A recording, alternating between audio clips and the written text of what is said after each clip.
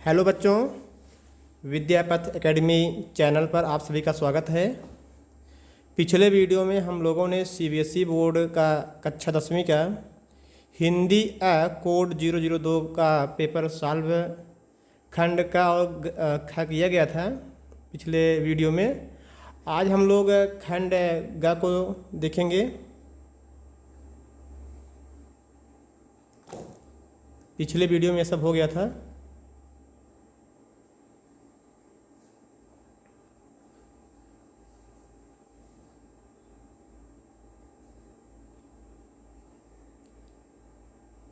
यदि वीडियो अच्छा लगे तो चैनल को सब्सक्राइब जरूर करिएगा, साथ में लाइक भी करिएगा।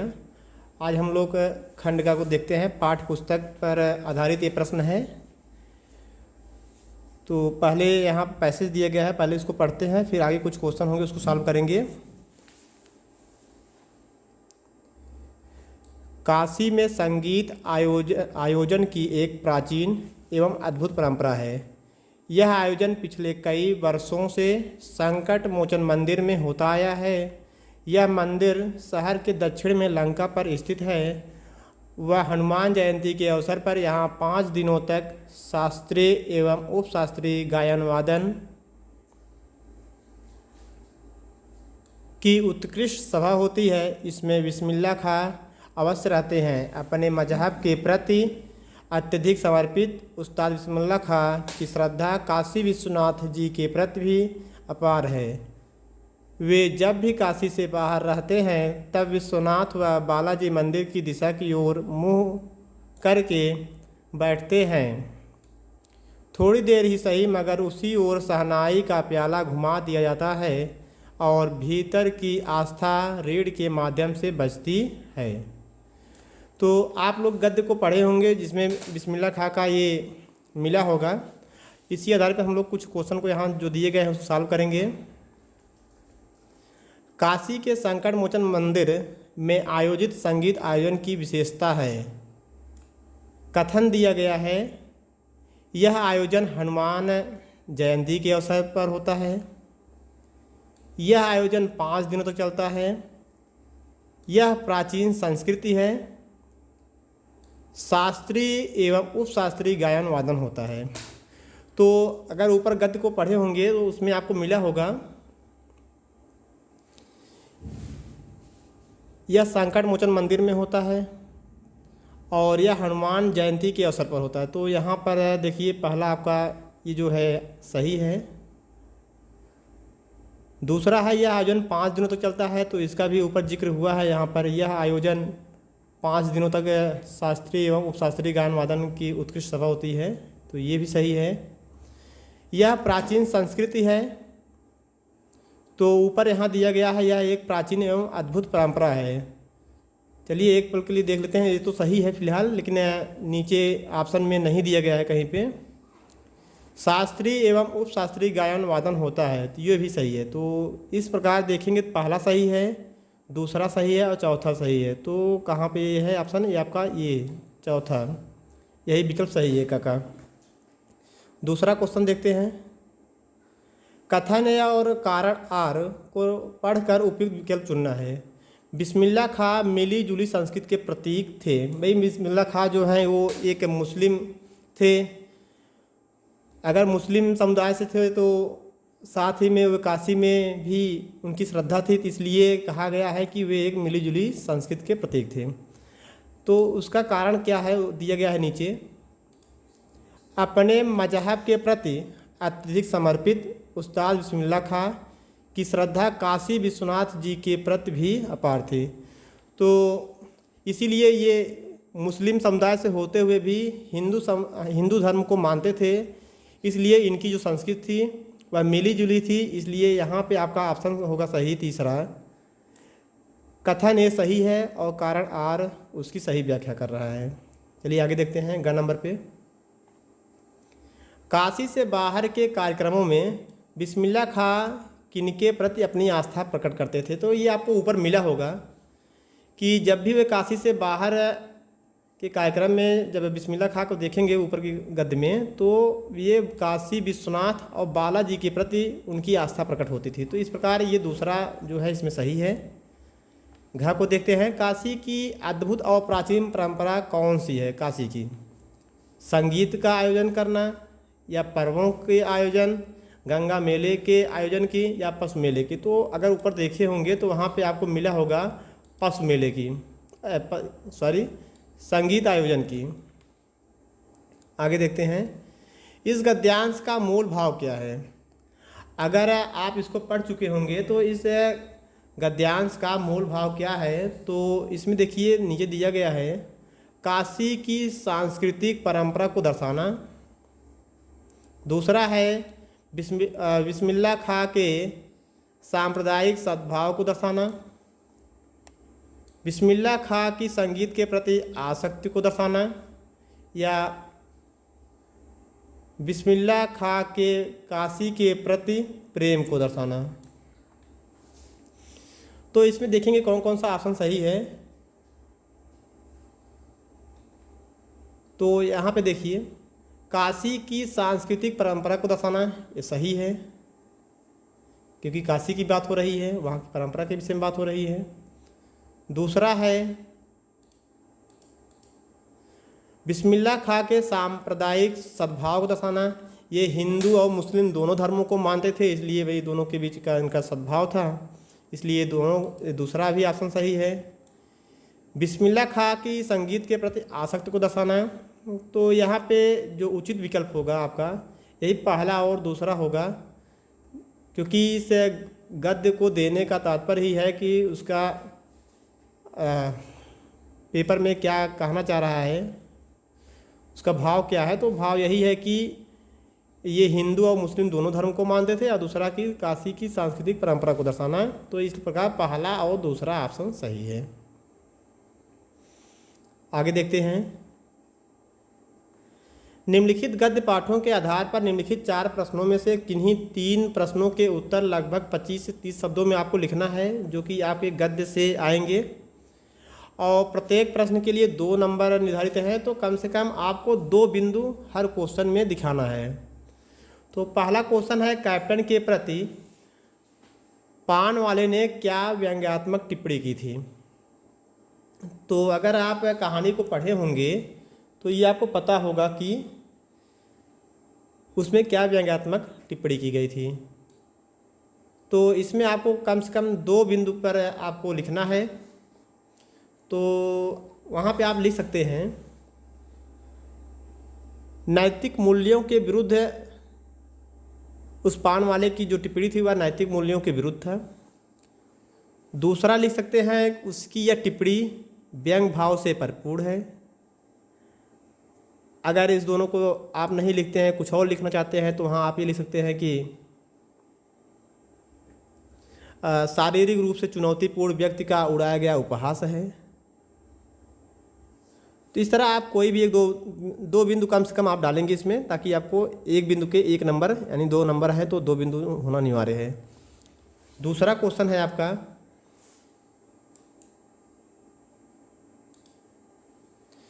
बाल गोविंद भगत ने महिलाओं की सामाजिक स्थिति सुधारने के लिए क्या किया? बाल गोविंद भगत ने महिलाओं की सामाजिक स्थिति को सुधारने के लिए क्या किया? इस पे भी आपको 2 ही बिंदु लिखना है। 2 से अधिक होगा चलेगा, लेकिन 2 से कम नहीं होना चाहिए। तो इसमें आप लिख सकते हैं, अगर कहानी को पढ़े होंगे तो आपको उसके बारे में पता होगा। बाल गोविंद भगत ने महिलाओं की सामाजिक स्थिति को सुधारने के लिए जब उनके पुत्र की मृत्यु हो जाती है तो अपने पुत्र की पत्नी से ही उनको मुखाग्नि दिलाते हैं। तो इस बात को आप उसमें लिख सकते हैं।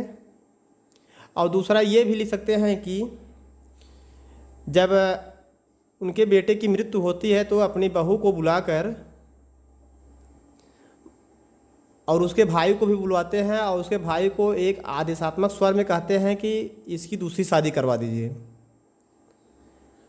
और इसी की भाव से यह स्पष्ट होता है कि बाल गोविंद भगत उस समय विधवा विवाह के विरुद्ध, विधवा विवाह जो वहाँ पे उस समय नहीं माना जाता था कि विधवा का विवाह हो, तो उसके खिलाफ जाकर उन्होंने उसके भाई को आदेश दिया कि इसकी दूसरी शादी करवाओ। यही बात नारियों के सामाजिक स्थिति को सुधारने हेतु बाल गोविंद भगत जी ने किया था। तो 1-2 बिंदु आप इसमें डाल सकते हैं। तीसरा ऑप्शन है, तीसरा क्वेश्चन देखिए 11 नंबर का। लेखिका मन्नू भंडारी को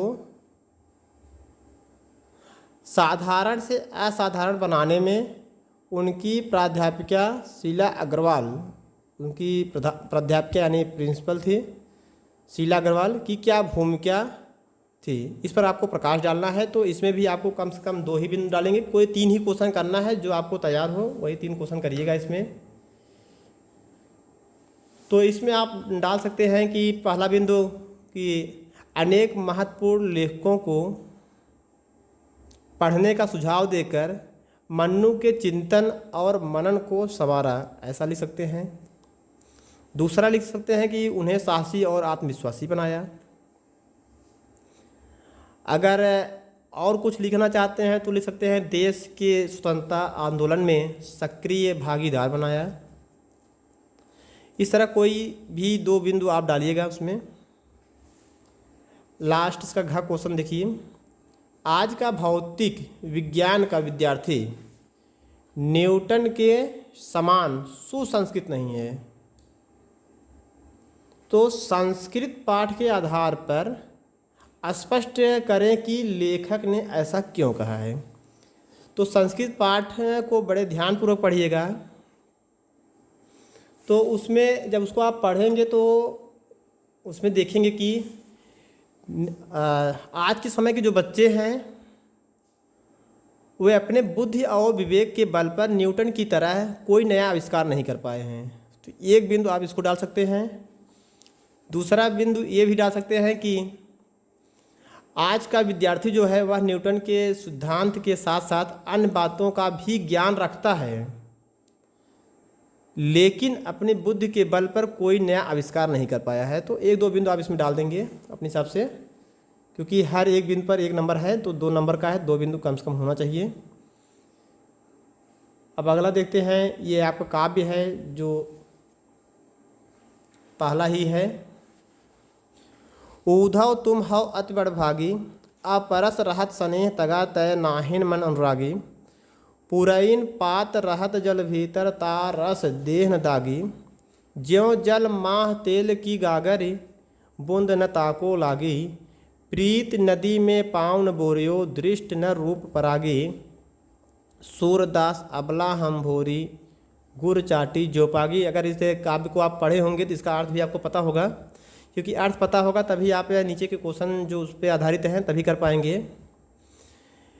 इसमें जो है गोपियाँ जो हैं उद्धव का व्यंग करते हुए उन्हें बहुत ही भाग्यशाली कहा है। यह एक व्यंग्यात्मक स्वर है भाग्यशाली शब्द।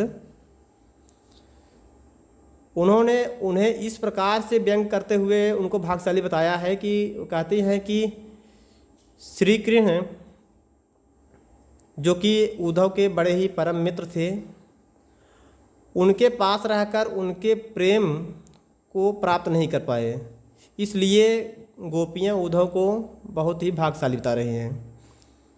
दूसरा व्यंग्यात्मक स्वर में कहती हैं कि जिस प्रकार कमल का पत्ता जो है वह तो रहता है जल में, लेकिन जल की एक भी बूंदें उस पर ठहरती नहीं हैं।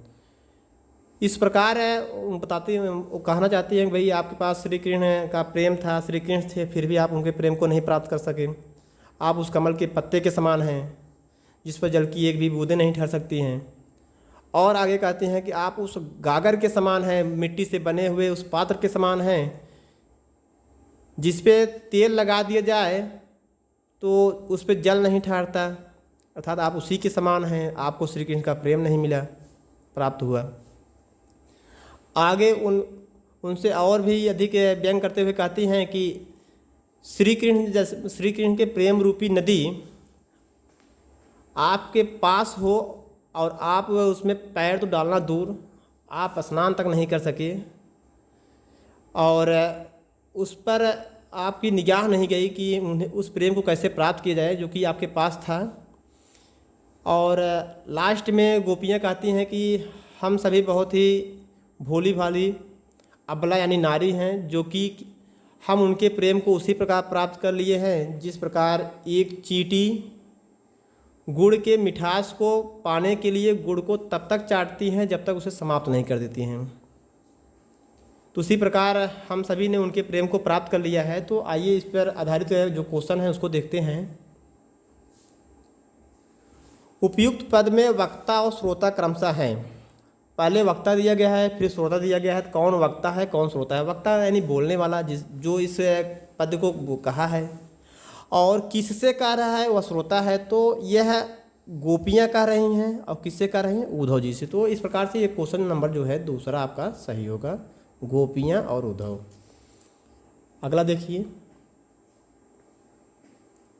पुरैन पात रहत जल भीतर तारस देह न दागी, पंक्ति में किस स्थिति को संकेत कर रहा है? सही विकल्प का चयन करना है। तो इसमें देखिए, अगर आप अभी मैंने इसका अर्थ बताया है उद्धव के दुर्भाग्यशाली होने की ओर। सही बात है कि ये उनके दुर्भाग्य को दर्शा रहा है। उद्धव के सौभाग्यशाली होने का, तो ये गलत है। तीसरा है कृष्ण के प्रेम से प्रभावित होने की ओर, तो जो कि उनको मिला नहीं। और चौथा है कृष्ण के प्रेम से अप्रभावित होने के लिए, तो ये सही है क्योंकि उनका प्रेम प्राप्त नहीं हुआ, उनसे अप्रभावित थे। और ये दूसरा पहला वाला सही था, दुर्भाग्यशाली को दर्शाता है। इस प्रकार पहला और चौथा जिसमें होगा वही सही होगा। ये चौथा ही है इसका, जो कि इसका सही आंसर है। आगे देखिए, कथन ए और कारण आर को ध्यानपूर्वक पढ़कर सही विकल्प चुनकर लिखिए। कथन ए, गोपियों ने व्यंग कसते हुए उद्धव को भाग्यशाली कहा है। गोपियों ने व्यंग कसते हुए उद्धव को भाग्यशाली कहा है। कारण आर, कृष्ण के सानिध्य में रहते हुए भी उद्धव के मन में कृष्ण के प्रति अनुराग उत्पन्न नहीं हुआ। तो भाई गोपियों ने व्यंग कसते हुए उद्धव को भाग्यशाली कहा है, इसीलिए तो कहा है क्योंकि वो कृष्ण के पास थे, उनके काफ़ी करीब थे, फिर भी उनके प्रेम को प्राप्त नहीं कर पाए। तो इस प्रकार कथन ए भी सही है और उसकी सही व्याख्या कारण आर कर रहा है। तो इसमें जो आपका सही आंसर होगा तीसरा होगा। कथन ए सही है और कारण आर कथन ए की सही व्याख्या है। आगे बढ़ते हैं। गुड़ चाटी जो पागी, पंक्ति में कौन किसका प्रतीक है? अभी मैंने आपको बताया जो गुड़ है, गुड़ यानी गुड़ शब्द ये श्री कृष्ण के लिए यूज हुआ है, और चाटी यानी चीटी का जो यूज हुआ है वह गोपियाँ अपने लिए करती हैं। तो इस प्रकार यहाँ पे चौथा क्वेश्चन सही होगा, चौथा ये विकल्प। गुड़ यानी गुड़ शब्द श्री कृष्ण का है और चाटी यानी चीटी गोपियों का। लास्ट देखते हैं, आगे का देखते हैं। उद्धव के व्यवहार की तुलना गोपियों ने किससे की है? उद्धव के व्यवहार की तुलना गोपियों ने किससे की है? तो जो जो उदाहरण ऊपर आया होगा पद में उसको देखते हैं। जल में पड़े रहने वाले कमल के पत्ते से, बिल्कुल सही। जल में पड़ी रहने वाले तेल की गागर से, ये भी सही है। गुड़ से चिपके रहने वाली चींटी से, गलत, क्योंकि ये गोपियाँ अपने लिए की हैं, उद्धव के लिए नहीं किया गया है। कृष्ण के प्रीत नदी में पांव डुबोने से, तो ऊपर दिया ही गया था कि ये तो पांव डुबाना दूर, पांव को धुलना तो दूर, ये उस पर उनके प्रेम की प्रति एक निगाह तक नहीं देख पाए थे, दृष्टि तक नहीं डाल पाए थे। तो इस प्रकार पहला, दूसरा और चौथा जहाँ पर होगा वही सही होगा। तो इसमें पहला दूसरा, पहला दिया गया है जल में पड़े कमल के पत्ते से, तो मान लीजिए सही है। जल में पड़े रहने वाले तेल की गागर से, ये भी सही है। तो चलिए चौथा नहीं होगा क्योंकि कृष्ण की प्रीत नदी में पांव डुबाने से दिया गया है, जबकि नहीं है क्योंकि वो डुबा नहीं पाए थे, उसमें उनके प्रेम को प्राप्त नहीं कर पाते, इसको हटा देते हैं। तो यहाँ पे पहला और दूसरा सही होगा, ये दूसरा विकल्प। आगे देखिए, अब यहाँ पे प्रश्न नंबर 10 में चलते हैं हम लोग। निम्नलिखित निर्धारित कविताओं के आधार पर निम्नलिखित 4 प्रश्नों में से किन्हीं 3 प्रश्नों के उत्तर देने हैं। अब आपसे सामने 4 प्रश्न दिए गए हैं और किसी 3 ही प्रश्न का उत्तर आपको देना है, जो कि आपके पद से आया हुआ है। पद को बड़े ध्यान से पढ़िएगा और उसी से प्रश्न जो बनेंगे ये आपके लगभग 3 प्रश्न हैं 2 नंबर के, तो 6 नंबर, 2-2 नंबर के हैं तो 2 ही पॉइंट आपको लिखना है। 2 से अधिक भी लिख सकते हैं लेकिन 2 से कम पॉइंट नहीं होना चाहिए। करा शक्ति और साहस के साथ विनम्रता हो तो अच्छा प्रभाव पड़ता है। इस कथन पर अपने विचार राम लक्ष्मण परशुराम संवाद पाठ के आलोक में लिखिए, यानी प्रकाश डालना है भाई। राम लक्ष्मण परशुराम संवाद को अगर आपने पढ़ा होगा, सुना होगा, तो उसमें शक्ति और साहस को दिखाया गया है, साथ में विनम्रता को भी दिखाया गया है। शक्ति और साहस लक्ष्मण और परशुराम में वो दिखाई पड़ता है, जबकि विनम्रता है उसके विपरीत राम जी में दिखाई पड़ता है। तो इसी पे आपको कुछ 2 टॉपिक, 2 बिंदु कम से कम आपको लिखने हैं। किसी भी 2 बिंदु को आप लिखिए जिससे यह स्पष्ट हो कि शक्ति और साहस और विनम्रता का होना अच्छा, अगर शक्ति और साहस है साथ में अगर विनम्रता है तो इसका अच्छा प्रभाव पड़ता है। तो इस पर आप लिख सकते हैं कि विनम्रता के अभाव में शक्ति और साहस, विनम्रता के अभाव में शक्ति और साहस अनियंत्रित हो सकते हैं। अगर विनम्रता नहीं है, शक्ति और साहस है तो आप अनियंत्रित हो सकते हैं, आपके अंदर अहम आ सकता है। इसलिए शक्ति और साहस के साथ साथ विनम्रता का होना बहुत ज़रूरी है। एक पॉइंट आप इसको डाल सकते हैं। दूसरा ये डाल सकते हैं कि अगर आप पूरे पाठ को आगे पढ़ेंगे तो अगर रामायण को भी देखे होंगे तो वहाँ पे देखे होंगे परशुराम और लक्ष्मण को अपनी शक्ति और साहस विनम्रता के अभाव में, उनके पास विनम्रता नहीं थी, इसके लिए सभा ने उनका काफ़ी विरोध किया था। तो उसको इस बात को डाल सकते हैं कि जैसे परशुराम और लक्ष्मण में विनम्रता का अभाव था, इसलिए उन्हें सभा के विरोध का सामना करना पड़ा, इसको भी लिख सकते हैं।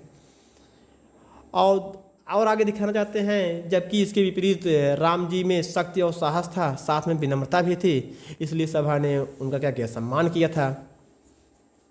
तो 1-2 पॉइंट इसमें आप लिख सकते हैं, 2 पॉइंट कम से कम, उससे ज़्यादा भी लिख सकते हैं लेकिन 2 से कम नहीं होना चाहिए। 3 ही प्रश्न करना है, जबकि दिए गए हैं 4, कोई भी 3 करिएगा जो भी आपको आए। आगे देखिए दूसरा क्वेश्चन, आत्मकथ्य कविता के आधार पर उन तथ्यों का उल्लेख कीजिए जिनका उल्लेख कवि अपनी आत्मकथा में नहीं करना चाहता। भाई आत्मकथ्य, आत्मकथा तो दूसरी चीज़ है, आत्मकथा नहीं है, ये आत्मकथ्य है। उसका कुछ घटनाओं के विषय में लिखा गया है, एक बातचीत हुई थी, तो अब इसके बारे में आत्मकथा में नहीं करना चाहता है। भाई वो तो आत्मकथा के नाम से उनके मित्र लोगों ने संपादित कर दिया, लेकिन आत्मकथा में नहीं करना चाहते थे। क्यों नहीं कहना चाहते थे, इसका क्या कारण था? तो अगर आप पूरा पढ़े होंगे तो इसमें आपको मिला होगा कि वह अपनी सरलता, जो उनके दुखों का कारण रही है, उसका उल्लेख किसी के सामने नहीं करना चाहते थे, और अपने जीवन में की गई भूलों को भी नहीं दिखाना चाहते थे, और न कि दूसरों के छल कपट को, भाई उनके मित्र जो थे उनके साथ छल किए थे उसको भी नहीं दर्शाना चाहते थे। 2 पॉइंट हो गया ये। और पॉइंट डालना चाहते हैं तो वह अपनी प्रेयसी के साथ उनके जो बिताए गए सुखमय पल थे उसको भी सबके सामने नहीं बताना चाहते थे। अपने दुर्बल पक्षों को भी किसी के सामने उल्लेख नहीं करना चाहते थे। इस तरह आप कोई भी 2-3 पॉइंट लिखिएगा, उसमें कम से कम 2 पॉइंट तो ज़रूर लिखिएगा। आगे देखिए,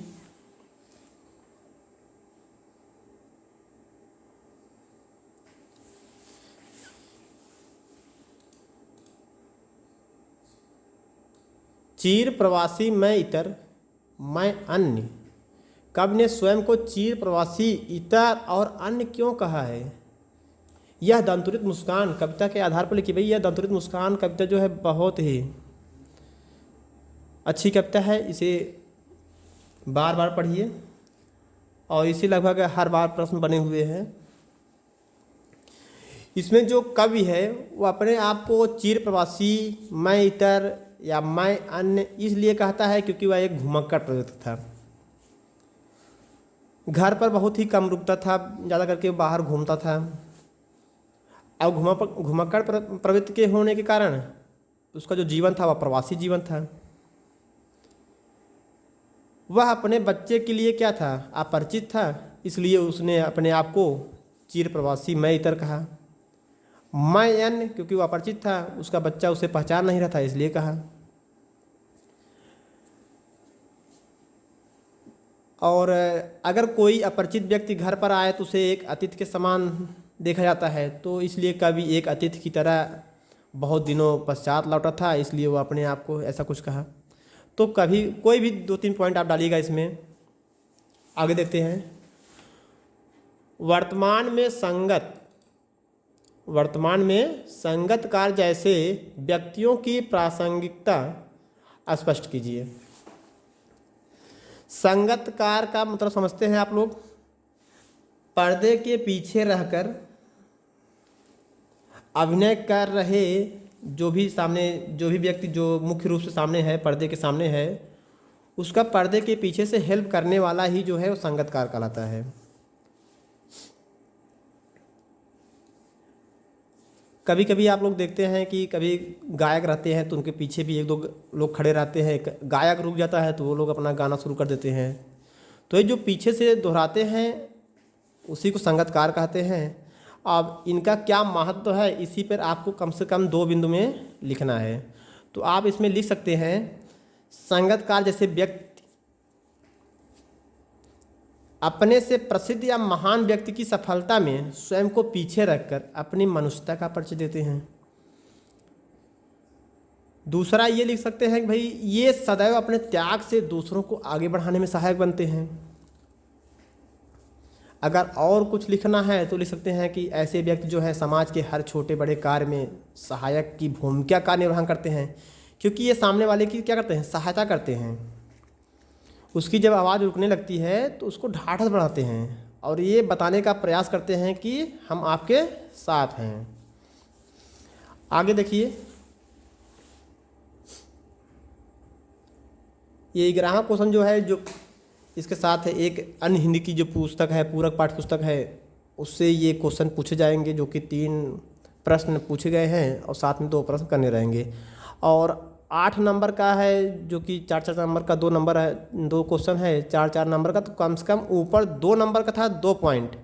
अब यहाँ 4 नंबर का है तो कम से कम 4 पॉइंट तो आपको लिखना ही लिखना है। 4 से अधिक लिखिए चलेगा, लेकिन 4 कम से कम होना चाहिए। अब वो 4 कौन से कम होंगे, अब क्वेश्चन को पढ़िए, उस आधार पे आप लिखिए। उसको दिया है पहला क्वेश्चन, माता का अंचल नामक पाठ में लेखक ने तत्कालीन समाज के पारिवारिक परिवेश का जो चित्रण किया है उसे अपने शब्दों में लिखिए। तो इसमें 4 पॉइंट कम से कम आप डालिए, 4 बिंदु लिख सकते हैं। माता का अंचल नाम, अगर पूरी कहानी को पढ़े होंगे तो उसमें आपको ऐसे बहुत से बिंदु मिल जाएंगे जो समाज के पारिवारिक परिवेश को दिखाता हो। जैसे पारिवारिक संबंधों में घनिष्ठता, अब परिवार में कई लोग होंगे तो इससे दूसरा बिंदु ये मिल जाएगा कि आपको सामूहिकता, प्रकृति के निकटता और शांत प्राकृतिक एवं आत्मीयता से परिपूर्ण वातावरण, सरल एवं सादगीपूर्ण जीवन शैली, खेल मनोरंजन के सरल और सुलभ साधन। इस तरह के आपके कई बिंदु मिलेंगे जिसको आप लिख सकते हैं। कोई 4 बिंदु लिखना है, कोई भी लिखिएगा आप। आगे देखिए, ऊंचाई की ओर बढ़ते जाने पर लेखिका को परिदृश्य में क्या अंतर नजर आए, साना साना हाथ जोड़ यात्रा वृत्तांत के आधार पर लिखिए। अब अगर इस कहानी को अगर आप पढ़े होंगे तो उसमें ये आप देखे जरूर होंगे कि भाई जब लेखिका क्या थी, जब जैसे जैसे वो हिमालय पर्वत पर ऊंचाई की तरफ बढ़ रही थी, ऊपर की तरफ, तो उसके आसपास के जो लोग थे, गांव थे, छोटे जो बस्तियां थी, बाजार, वो सब क्या हो गई, कम होती चली गई। इस पॉइंट को एक लिख सकते हैं, भाई बाजार, लोग और बस्तियां कम होती जा रही थी। और साथ में उसके चलने वाली जो और नेपाली युवतियां थीं, औरतें, और कार्टून ढोने वाले जो बहादुर नेपाली लोग थे, वो भी क्या हो गए, आँखों से ओझल हो गए, दिखाई देने बंद हो गए। अगर और इसमें कोई पॉइंट जोड़ना चाहते हैं तो उसमें जोड़ सकते हैं, भाई घाटियों में बने घर ऊपर से देखने पर नीचे की तरफ वो ताश के पत्तों के समान दिख रहे थे, जैसे ताश से कोई बनाया गया घर हो। और जगह जगह बीच बीच में क्या मिलते जाते थे, रंग बिरंगे खिले फूल भी मिलते थे जो मन को अपनी तरफ आकर्षित करते थे। इस तरह 4 बिंदु आप कोई भी डालिएगा। अगला क्वेश्चन है, हिरोशिमा के बम विस्फोट में हुई क्षति को देखकर लेखक को कौन सी घटना याद आई? लेखक को कौन सी घटना याद आई? मैं क्यों लिखता हूँ पाठ के आधार पर है, लिखना है इसको। भाई हिरोशिमा के बम विस्फोट में क्या हुआ था? जब हिरोशिमा का बम विस्फोट हुआ था तो उस समय उससे निकलने वाली जो गर्मी थी उसने जो है उस समय असंख्य लोगों को, बहुत से लोगों को, अनगिनत लोगों को काल के मुख में भेज दिया था, तो उनकी मृत्यु हो गई पल भर में। और उस कहानी का वर्णन लेखक ने जोड़ा है पूर्वी सीमा में, जब सेना के जवान सैनिक लोग क्या करते हैं, ब्रह्मपुत्र नदी में बम फेंक कर हजारों मछलियों को मार देते हैं। अब इसी घटना को लेखक ने हिरोशिमा के बम विस्फोट घटना से देखा है, उसमें हुई क्षति को देखा है कि जहाँ कुछ लोगों का विनाश होना चाहिए था तो वहाँ इतने लोग मारे गए, जिसका प्रभाव आज भी लोग क्या कर रहे हैं, भुगत रहे हैं। उसी प्रकार जहाँ कुछ मछलियों से काम चलने वाला था वहाँ हजारों की संख्या में मछलियों को मार दिया जाता था बम फेंक कर, तो इससे जीवों का व्यर्थ ही विनाश हुआ था। इसी को लेखक जो है इस पाठ के माध्यम से दिखाना चाहता था, तो आप अपने हिसाब से लिखिएगा इसको। अगला है खंड घ, रचनात्मक लेखन। अब निबंध हो गया, साथ में यहाँ पे औपचारिक अनौपचारिक पत्र हो गए, स्ववृत्त हो गया, साथ में आपको ईमेल हो गया, और विज्ञापन तैयार करना। तो इन सब के लिए हम एक अलग से वीडियो लाएंगे, उसमें देखेंगे कैसे निबंध को लिखना है, कैसे पत्र को लिखना है, कैसे ईमेल लिखना है, कैसे आपको विज्ञापन तैयार करना है। तो इसको हम अलग वीडियो में बनाएंगे क्योंकि वीडियो लंबा हो जा रहा है। तो यदि आपको वीडियो अच्छा लगा हो, इस वीडियो से आपको कोई जानकारी मिली हो, तो वीडियो को सब्सक्राइब और लाइक अवश्य करेंगे। धन्यवाद।